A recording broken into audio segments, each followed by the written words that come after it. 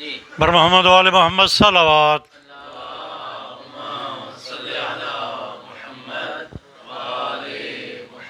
बारे दीगर सलावत।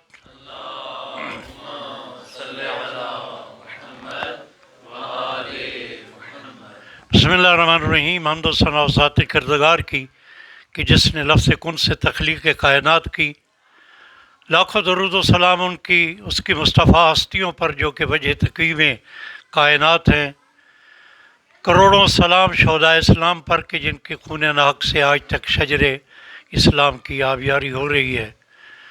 और ख़ुसूसी सलाम उन अफराद मिल्लत के लिए कि जो अपनी तवानाइयों को दीन मुबीन की सरबुलंदी के लिए सर्फ करते हैं। रब ज़ुल जलाल इंसान पे अपने लुत्फ़ व इनायात के सिलसिले जारी रखता है, न वो अपनी इनायात का सिलसिला रोकता है, न वो अपने लुत्फ़ व करम से हाथ उठाता है। अगर बंदा अब्दे शाकिर बने तो उसका मशकूर बनता है, उसका सजदा गुज़ार बनता है। और अगर उसका बागी बन जाए तो उसकी सल्तनत में रहते हुए भी उस करीम अल्लाह का न शुक्र अदा करता है और न उसकी दी हुई नेमतों पे वो सजदा रेज़ होता है। लेकिन वो शख्स यकीनन सादतमंद है कि जो अल्लाह की नेमतों, रहमतों और बरकतों का एहसास करता है, मारिफत करता है और फिर सपास गुज़ारी के साथ अपनी ज़िंदगी को आगे चलाता है। रब ज़ुल जलाल ने हमें माह मुबारक का सयाम दिया, फिर उस माह सयाम के नतीजे में उसने ईद उल फ़ितर की सूरत में एक ऐसी ईद हमें अता की कि शायद जिसकी बरक़ात से हम नावाकिफ़ हैं। और हमारी बदकिस्मती कि हम लैलतुल जायज़ा को बैस व तमहीस में हमने गुजारा और पूरे पाकिस्तान के बासियों ने लैलतुल जायज़ा में महीने भर की बरक़ात का वो जायज़ा न ले सके और कैसे ईद में दाखिल होना है वो भी एक हादसाती अंदाज में हुआ। लेकिन आज जिस सआदत को हम हासिल कर रहे हैं, इस बात में कोई शक व शुबा नहीं है कि इंसान के लिए अपनी खुशियों के दिन को गुजारना, उसका सेलिब्रेट करना, सबसे बेहतरीन जो उसका असलूब है वो अपने रिश्तेदारों, अपने अज़ीज़ व क़ारिब, अपने अहले ख़ानदान के साथ आज ईद के तीसरे रोज़ जिस खूबसूरत तकरीब का आगाज़ हमारे अज़ीज़ ने शहरयार मेहदी ने किया है, मैं समझता हूँ कि एक बहुत बड़ी सआदत है उनके लिए और हम सब के लिए ये मौका है, गनीमत है कि अल्लाह ताला ने हमें एक दूसरे के करीब किया और पूरे ख़ानदान में मुसलसल मोहब्बतों का फ़रोग़ हुआ। रब ज़ुल जलाल हमें ऐसी बहुत सारी ईदें नसीब करे कि जिसमें हम तक़र्रुब इलाही के साथ साथ सिला रहमी के सिलसिले को भी आगे बढ़ाएं। और सिलसिला रहमी के हवाले से खुदावंद क़ुद्दूस ने जो हमें अहकामात दिए, हमें मासूमीन ने जो हमें अहकामात दिए, वो एक तारीख़ है। मैं समझता हूँ कि ऐसे ऐसे वाक़यात हैं।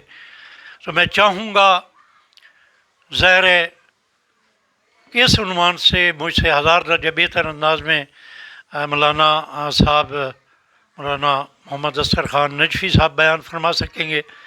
इस नशिस्त को बामानी बनाने के लिए और नतीजा खेज़ बनाने के लिए, अपने लिए सईद बनाने के लिए रिवायात मासूमीन अलैहिस्सलाम में से दो तीन रिवायात कि जो कि सिला रहमी के सिलसिले में हों और क़ता रहमी के क्या नताइज इंसान को भुगतने पड़ते हैं, रिवायत मासूमीन अलैहिस्सलाम की रोशनी में मैं आप सबसे गुजारिश करूँगा कि बेशक 3-4 मिनट में मुख्तसर सी 2-3 रिवायात ताकि आज की हमारी नशिस्त ये बाबरकत बन सके। बर मोहम्मद वाले मोहम्मद सलावत। इसमें है ना मुझे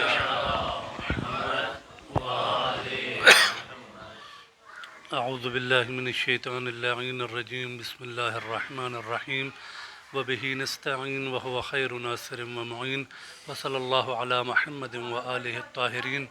दुरूद पढ़े मोहम्मद वाले मोहम्मद पर। सल्ले अला मुहम्मद व आले मुहम्मद। सबसे पहले परवरदिगार आलम की इस नेमत पर शुक्र अदा करते हैं कि उसने हमें एक जगह इकट्ठा होकर बैठने का ये मौका फ़राहम किया اور واقعاً یہ فرصت جو ہے وہ بہت عظیم فرصتیں ہیں. جب روایات کو دیکھتے ہیں تو اس میں سب سے جو اہم چیز جو انسان کی دنیا میں بھی اس کے لیے سب سے زیادہ مفید ہے اور اس کی اخروی زندگی کی سعادت بھی اسی پر موقوف ہے، اور وہ ہے صلہ رحمی کرنا، اپنے رشتہ داروں کے ساتھ میل جول رکھنا اور ان کے ساتھ بیٹھنا. اور میں کئی دفعہ وہ روایت بھی عرض کر چکا ہوں مولا کائنات کی کہ کچھ گناہ ایسے ہوتے ہیں کہ جو انسان کی بربادی کو بہت جلد لے آتے ہیں. اس میں سے ایک گناہ یہی ہے کہ جو افراد اپنے خاندان کے ساتھ مل کر نہیں بیٹھتے تو مولا فرماتے ہیں کہ تعجل الفنا، وہ بہت جلدی فنا ہو جاتے ہیں اور ان کی نابودی بہت تیزی سے ہوتی ہے. کہ جو رشتہ داروں کے ساتھ صلہ رحمی نہیں کرتے اور جو غریب ہیں ان میں سے ان کے ساتھ مالی تعاون، اور جو امیر ہیں فقط ان کے ساتھ سلام اور دعا رکھنا، یہ بہت بڑے اجر کا باعث ہے. اور روایات میں اگر ہم اس کے فوائد دیکھیں تو خود خطبہ شعبانیہ میں اللہ کے رسول نے جو فرمایا ہے اس میں بھی ہے کہ پروردگار عالم نے ارشاد فرمایا، حدیث قدسی ہے کہ جس نے اس ماہ مبارک رمضان میں اور پورے سال میں صلہ رحمی کی، یعنی اپنے رشتہ داروں کے ساتھ اچھا برتاؤ کیا، تو قیامت والے دن میں بھی اس کے ساتھ اچھا برتاؤ کروں گا. اور جس نے رشتہ داروں کے ساتھ قطع تعلقی کی، اپنے تعلق کو توڑا، تو قیامت والے دن میں بھی اس سے اپنا تعلق توڑ دوں گا اور اسے اپنی رحمت سے محروم کر دوں گا. لیکن جو صلہ رحمی کرے گا تو میری رحمت ایک لمحے کے لیے بھی اس سے جدا نہیں ہوگی، وہ ہمیشہ میری رحمت کے سائے میں ہوگا. اور عمر کے حوالے سے جب ہم پڑھتے ہیں کہ انسان کی جو لمبی عمر کا راز وہ صلہ رحمی کے اندر ہے، کہ بہت سے افراد ایسے ہوتے ہیں کہ جن کی عمر اختتام کو پہنچ جاتی ہے لیکن وہ فقط اپنے رشتہ داروں کے ساتھ صلہ رحمی کرتے ہیں. تو بعض روایات میں کہ پروردگار عالم 10 سال، بعض میں ہے 20 سال اور بعض میں 30 سال ان کی عمر بڑھا دیتا ہے. اور عمر فقط نہیں بڑھاتا بلکہ ان کے مال کے اندر بھی برکت پیدا کر دیتا ہے اور ان کی اولاد میں بھی پروردگار عالم برکت پیدا کر دیتا ہے. ایک دفعہ درود پڑھے محمد وآل محمد پر. اللہم صلی علی محمد وآل. تو پروردگار عالم سے دعا ہے کہ پروردگار عالم ہمیں سچی نیتوں کے ساتھ واقعاً ایک دوسرے کا حال دریافت کرنے کی اور ایک دوسرے کی مشکلات کو حل کرنے کی توفیق عطا فرمائے. ایک روایت نہیں بلکہ کئی روایات کا جو ہے نا وہ مجموعہ اور نچوڑ، اس میں جو صدق نیت کی انہوں نے بیان فرمایا فوائد، کہ جو شخص سچی نیت، یعنی جس کی نیت پاک ہوتی ہے تو پروردگار عالم اس کو اندر کی پاکیزگی عطا کرتا ہے جس کی نیت سچی ہوتی ہے. اور اس کا فوائد کیا ہے کہ اس کو پروردگار عالم رزق اس جگہ سے عطا کرتا ہے جہاں سے اسے امید بھی نہیں ہوتی. اور سچی نیت کا ایک قانون کیا فراہم کیا ہے کہ جو شخص بلا استثناء ہر انسان کی بھلائی کا خواہاں ہو، ہر انسان کی، یہ نہیں کہ اپنا جو دشمن ہے اس کا یا جو اس کا مخالف ہے کہہ کہ یہ برباد ہو جائے، نہیں، ہر انسان کے لیے. ظاہری بات ہے جو دشمن خدا ہے، دشمن اہل بیت ہے، ان کے علاوہ بات کر رہے ہیں کہ جو بھی انسان جس کے دل میں ہو کہ پروردگار عالم اپنی رحمتیں ہر انسان پر نازل کرے، تو یہ سچی نیت والا انسان ہوتا ہے. لیکن جس انسان کے دل میں یہ ہو کہ چاہے ایک فرد کے لیے بھی وہ برا سوچتا ہے یا یہ اس کا ہو گمان کہ پروردگار عالم اس پر اپنی رحمتیں نازل نہ کرے، تو اس انسان کی نیت سچی نہیں ہے. اور پھر کیا اس کے فوائد ہیں کہ اگر انسان یہ دعا کرتا ہے تو اس سے کسی اور کے جو رزق میں اضافہ اگر ہوتا ہے تو اس کے رزق میں کمی نہیں ہوتی. یعنی پروردگار عالم سے جب ہم دعا مانگتے ہیں کہ پروردگارہ سب کو رزق وسیع عطا فرما، تو اس کا مطلب یہ نہیں ہوتا کہ پروردگار نے ہمارے رزق میں سے کم کرنا ہے اور اس کا رزق بڑھانا ہے، بلکہ اس کا جو رزق بڑھے گا اس میں ہمارے رزق سے کمی کر کے نہیں بڑھایا جائے گا. تو واقعاً جو سچی نیت ہے اور اس کا ہمیں پروردگار عالم سے دعا بھی کرنی چاہیے کہ پروردگار عالم ہمیں محمد و آل محمد کے صدقے ہماری نیتوں کو صادق قرار دے اور اس کے نتیجے میں ہمیں دنیاوی برکات اور اخروی برکات بھی حاصل کرنے کی توفیق عطا فرمائے۔ بر محمد و آل محمد صلوات۔ ماشاء اللہ۔ میں اس میں ایک اور روایت ایڈ کروں، بڑی خوبصورت آپ صاحب نے بات کی۔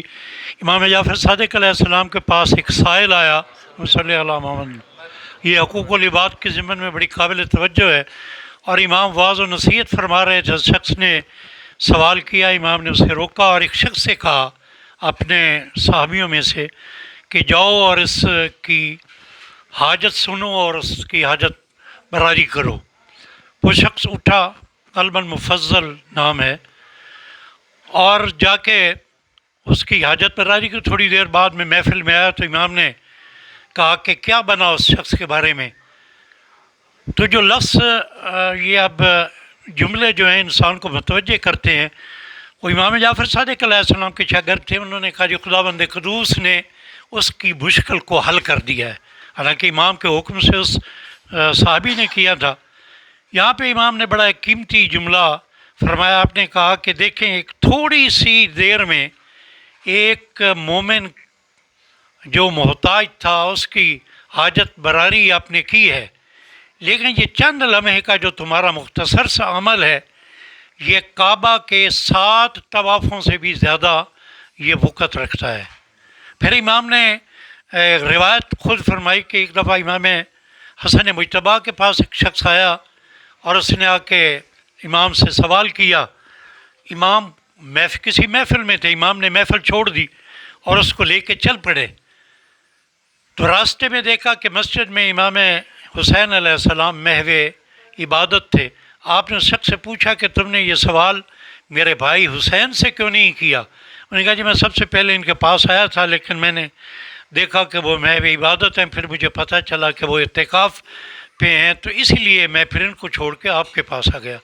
امام حسن مجتبیٰ علیہ السلام نے بڑا ایک قیمتی جملہ ارشاد فرمایا۔ آپ نے فرمایا کہ اگر آپ انتظار کرتے امام حسین علیہ السلام کی اس نماز کے مکمل ہونے کا، اور آپ ان سے سوال کرتے اور یہ آپ کے سوال کو یقیناً پورا کرتے، تو آپ یہ دیکھ لیں 1 سال کے اعتکاف کے برابر یہ عمل ہوتا حسین ابن علی کے لیے۔ تو خداوند قدوس نے ائمہ معصومین کے ذریعے ہمیں یہ پیغامات، یہ روایات اسی لیے پہنچائی ہیں تاکہ ہم اپنی کردار سازی کر سکیں۔ خداوند قدوس سے مل کے دعا کرتے ہیں کہ بار الہ ہماری حاجات کو پورا فرما، بار الہ ہماری عبادات کو قبول فرما، بار الہ ہمیں دیگر عبادات کی طرح صلہ رحمی کی عبادت کی بھی عادت ڈال، ہمیں مجبور و محقور اور مظلوم اور ضعیفوں کی مدد کرنے کی بھی ہمیں توفیق عطا فرما۔ بار الہ یہ محفل یقیناً اقربا کی محفل ہے، اور تو جب قرابت دار مل کے بیٹھتے ہیں اور تجھے وسیلہ بنا کے ائمہ معصومین کا تیری بارگاہ میں دعا کرتے ہیں، تو خداوند قدوس ان کی دعاؤں کو قبول کرتا ہے۔ بہر اللہ ہمارے خاندان کے جو بیمار ہیں ان کو شفا کاملہ عاجل عطا فرما، ہمارے بزرگان جو بیمار ہیں ان کو شفا کاملہ عاجل عطا فرما۔ پوری دنیا میں یہ جو وبا پھیلی ہوئی ہے، بہر اللہ اس وبا کو انسانوں سے دور فرما دے، بالخصوص پاکستان جیسے غریب ملک سے اس وبا کو دور فرما دے۔ بہر اللہ عالم انسانی